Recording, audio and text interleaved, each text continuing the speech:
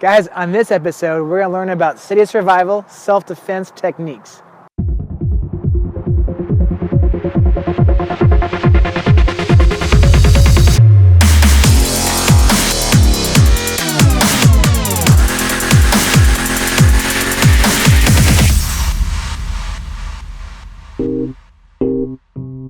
Hey guys, I'm here with Kevin Kinnon, the 3rd degree black belt in Yoshukai karate, and also the CEO and inventor of city survival self-defense techniques. He teaches all kinds of people to be safe in the cities and what really works and what's just fluff. Kevin, thank you very much for coming on the show today. Thanks, Matt. So good having you on here. How'd you come up with the idea of city survival? So city survival, how I came up with the idea was probably 20 years ago when I learned about the instrument, the kubotan, which we'll see. It's a 6-inch fighting stick from Japan. Okay. It was actually brought to America in 1960 by Master Kubotan to teach the women of LAPD self-defense using the kubotan attached to their handcuff key, since they weren't getting any backup from the male officers, and it's taken off from there. About 20 years ago I got involved with it. When I first met him, the first thing out of his mouth was, "No woman can defeat a man without a weapon. This is the weapon."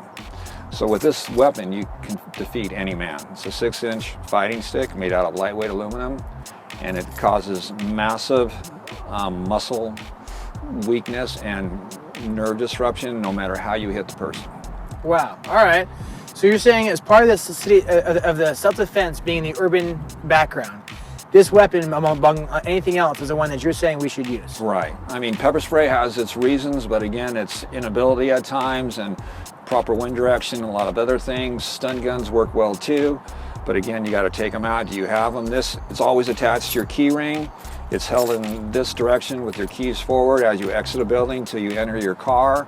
And no matter how you hold this in your hand with your keys in this direction, it's ready to perform. Okay. So let's talk about the proper use of how to use a kubotan, because I have one right here that you gave me. This is the 6-inch fighting tool that you're saying. Right. Now mine is different than yours. Right. So the difference is, and there is really not much difference. This has a pointed end. This has a flat end. Either one's just as well. They really make no difference. I prefer actually the flat end. I think it's a better striking surface with a cut kind of an edge versus this. One of the other things, just to be honest, is that a lot of women won't carry this because it's very phallic in look, and they get teased a lot. Okay. So when they go with this regular shaped stick, they usually ask what it is. They don't get teased for that kind of an instrument on their keychain. Good to know, especially if no one wants to be given a hard time when they have to. Right. Now, I have the kubotan. Obviously, you have it on your key set here. How do I hold the kubotan properly? So you're going to hold the kubotan with in the direction with the key ring and the keys facing out. Okay. And why is that, man? And that way is because it's always at the ready, because you strike in a hammer fist almost all the time. Okay. Number one. Number two, this is the way you would carry it to exit, let's say, a building to go to your car, or vice versa, exit the car, go to the building.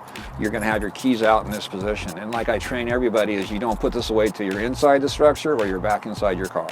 What have you seen in teaching your classes is the most common way someone gets attacked? So the most common way that women seem to get attacked is with, number one is the arm grab, or number two is from coming from behind and the grab around here in order to pick them up and place them on the ground.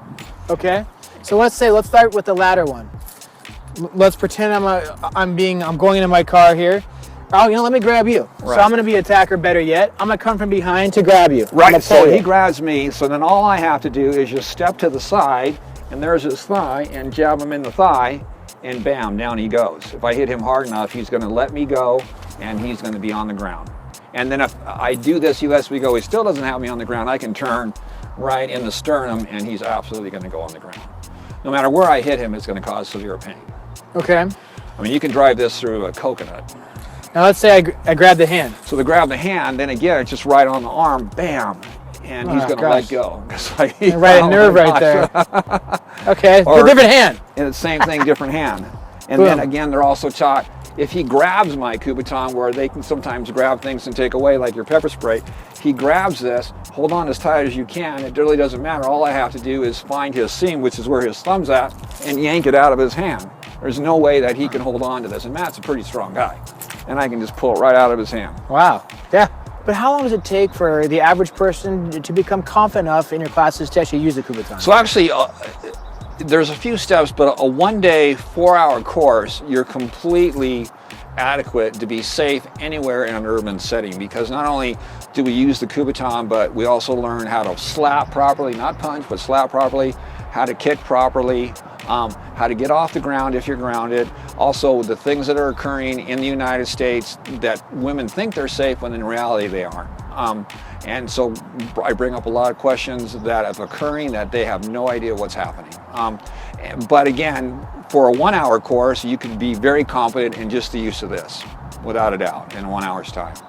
Perfect. It's just a matter of, knowing how to strike and then using it. Also, probably the best thing is that I went ahead and interviewed about 100 rapists maybe 10 years ago at Men's Colony San Luis Obispo. They all said the same thing. Number one is that they picked the weakest link.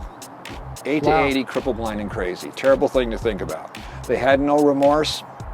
Them talking to me, they got no special treatment. They all said the same thing, it's the weakest link.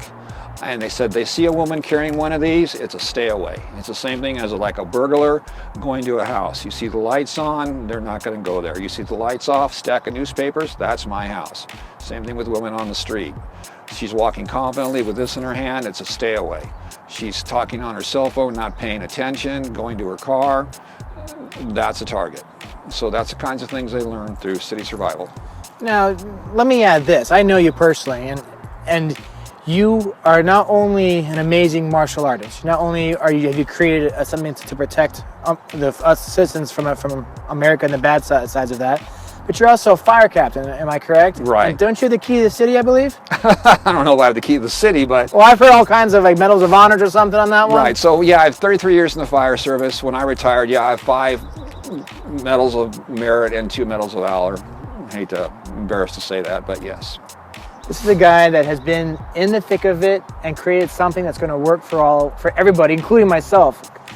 Kevin, ting you very much for coming on the show today. You're welcome, Matt. We're going to put out your email. People got to take your class. Yeah, you do. We're going to get this put out there, and thank you guys for watching today. And it's another episode of You Got Pumped. You got pumped, you got pumped. Pumped.